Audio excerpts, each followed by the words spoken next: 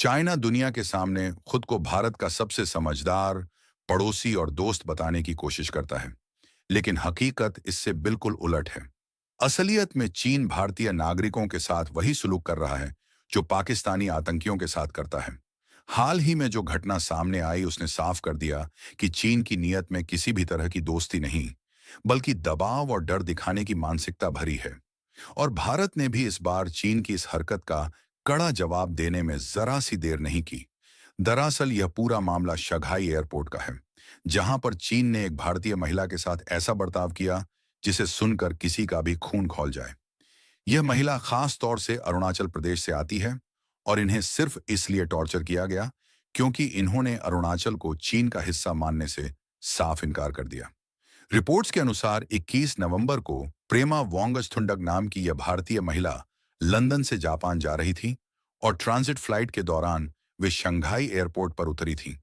लेकिन एयरपोर्ट पहुंचते ही इमिग्रेशन के दौरान चीन ने उन्हें हिरासत में ले लिया। अब हिरासत में लेने की वजह और भी हैरान कर देने वाली थी। उनके पासपोर्ट पर स्पष्ट रूप से उनका एड्रेस अरुणाचल प्रदेश का लिखा था और इसी बात पर चीनी अधिकारियों ने सवाल उठाना शुरू कर दिया। चीनियों ने प्रेमा से कहा कि उनका एड्रेस गलत है और अरुणाचल भारत का नहीं, बल्कि चीन के अधिकार क्षेत्र में आता है। इसीलिए उन्हें अपना पासपोर्ट एड्रेस बदलवाना चाहिए। इस पर प्रेमा ने साफ कहा कि वे बचपन से इसी एड्रेस पर रहती हैं और यह भारत के अरुणाचल प्रदेश का अभिन्न हिस्सा है, जिस पर चीन अपना दावा कैसे कर सकता है। बस यहीं से बहसबाजी शुरू हो गई और जब चीनियों के पास प्रेमा के सवालों का कोई जवाब नहीं बचा, तो उन्होंने भारतीय पासपोर्ट को ही अमान्य बताना शुरू कर दिया।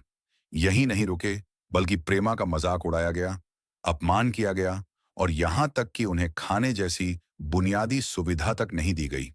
चीनियों ने भारतीय महिला प्रेमा को लगभग 18 घंटे तक हिरासत में रखा और यह वही गलती थी जो चीन पर बाद में भारी पड़ने वाली थी। दोस्तों, बहुत बड़ी डेवलपमेंट है, तो इस वीडियो में पूरा समझते हैं, लेकिन उससे पहले इस वीडियो को लाइक करके चैनल को सब्सक्राइब जरूर कर लीजिए। भारत सरकार को जैसे ही यह पूरी घटना पता चली, तो दिल्ली से लेकर बीजिंग तक माहौल अचानक गर्म हो गया। विदेश मंत्रालय ने एक पल की भी देरी नहीं की और उसी दिन यानी 21 नवंबर को चीनी अधिकारियों के सामने कड़ा विरोध दर्ज कराया।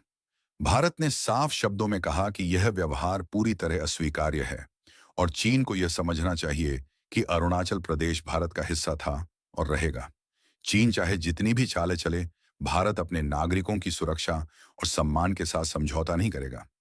भारत ने आगे कहा कि अंतर्राष्ट्रीय यात्रा के मानकों के अनुसार अरुणाचल प्रदेश के लोग बिल्कुल वैध भारतीय पासपोर्ट पर दुनिया में कहीं भी यात्रा करने का अधिकार रखते हैं।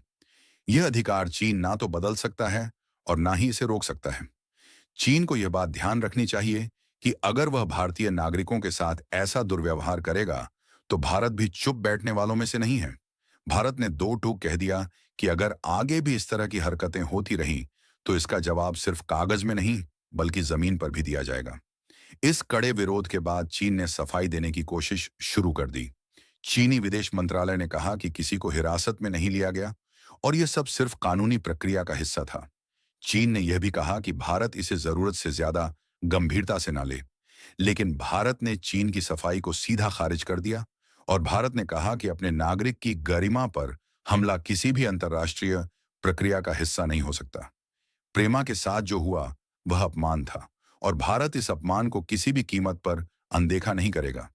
अब यह मामला अंतर्राष्ट्रीय स्तर पर भी उठने लगा है और कई देश साफ तौर पर देख रहे हैं कि चीन किस तरह दबाव बनाने की कोशिश में यात्रियों के साथ दुर्व्यवहार कर रहा है। यह वही चीन है जो बातचीत की टेबल पर शांति और दोस्ती की बातें करता है, लेकिन अंदर ही अंदर ऐसे कदम उठाता है जिससे लोगों की सुरक्षा और सम्मान खतरे में पड़ जाते हैं।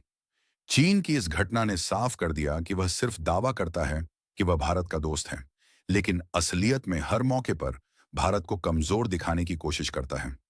अब भारत ने अपने नागरिकों को भी आगाह कर दिया है कि जो भी लोग अरुणाचल प्रदेश से चीन की यात्रा करने वाले हैं, वे इस बात का विशेष ध्यान रखें कि चीन उनके साथ भी ऐसी हरकत करने की कोशिश कर सकता है, क्योंकि जिस तरीके से प्रेमा के साथ व्यवहार किया गया, वह किसी भी आधुनिक देश के व्यवहार जैसा नहीं लगता, बल्कि यह दिखाता है कि चीन हर उस चीज पर दबाव बनाना चाहता है जिसे भारत अपना अधिकार मानता है। ऐसे में यात्रियों को सतर्क रहना जरूरी है ताकि वे किसी भी तरह की परेशानी में न फंसे। भारत ने यह भी स्पष्ट कर दिया है कि अपने नागरिकों की सुरक्षा और सम्मान को चोट पहुंचाने वाली हर घटना का जवाब दिया जाएगा, चाहे वह कूटनीति के स्तर पर हो या जरूरत पड़े तो और भी कड़े कदम क्यों ना उठाने पड़े। चीन को यह बात समझनी होगी कि भारत अब वह देश नहीं जो चुपचाप अन्याय सह ले। आज भारत दुनिया के सामने मजबूती से खड़ा है और हर नागरिक की गरिमा को सर्वोच्च मानता है।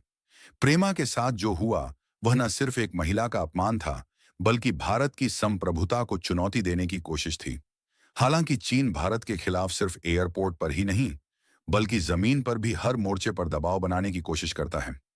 कभी वह अरुणाचल प्रदेश में अपने सैनिक भेजकर भारत की सीमा पर तनाव खड़ा कर देता है, तो कभी लद्दाख में पेट्रोलिंग पॉइंट पर रोक लगाने की कोशिश करता है। पिछले कुछ वर्षों में चीन ने लाइन ऑफ एक्चुअल कंट्रोल पर कम से कम 50 बार घुसपैठ की कोशिश की है और हर बार भारत ने इसे रोका है।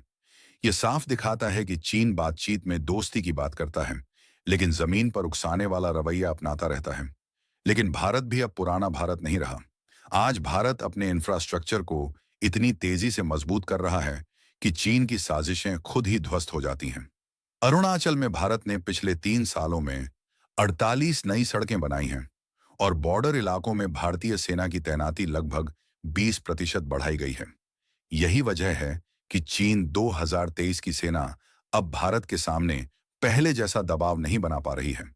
भारत के एयरबेस भी तेज गति से अपग्रेड किए जा रहे हैं, जिससे चीन जान चुका है कि भारत अब हर हाल में जवाब देने के लिए तैयार है। चीन भारत को घेरने के लिए समुद्री रास्तों पर भी गेम खेल रहा है। हिंद महासागर में वह अपने युद्धपोत भेजकर भारत को डराने की कोशिश करता है और श्रीलंका से लेकर म्यांमार तक देशों को अपने कर्ज के जाल में फंसाने की रणनीति अपनाता है। लेकिन भारत ने भी इसका जवाब एक्ट ईस्ट पॉलिसी और हिंद महासागर में मजबूत नौसेना तैनाती से दिया है। आज भारतीय नौसेना हर समय करीब 40 से ज्यादा युद्धपोत सक्रिय रखती है और लगातार क्षेत्र की निगरानी करती है। चीन की चाल इसीलिए नाकाम हो रही है क्योंकि भारत का समुद्री दायरा अब पहले से ज्यादा सुरक्षित और मजबूत हो चुका है। इसी तरह टेक्नोलॉजी के क्षेत्र में भी चीन ने भारत को पीछे दिखाने की कोशिश की, लेकिन भारत ने उसे भी मात दे दी। चीन सोचता था कि भारत उसकी कंपनियों पर निर्भर है, लेकिन भारत ने 200 से ज्यादा चीनी ऐप्स को बैन कर दिया और अपने घरेलू टेक सेक्टर को तेजी से बढ़ाया। आज भारत की मोबाइल मैन्युफैक्चरिंग पॉलिसी के कारण भारत चीन से बाहर निकलकर दुनिया की दूसरी सबसे बड़ी मोबाइल बनाने वाली अर्थव्यवस्था बन चुका है। यह वही हिस्सा है जहां चीन सोचता था कि भारत टिक नहीं पाएगा, लेकिन भारत ने उल्टा चीन को ही पीछे धकेल दिया।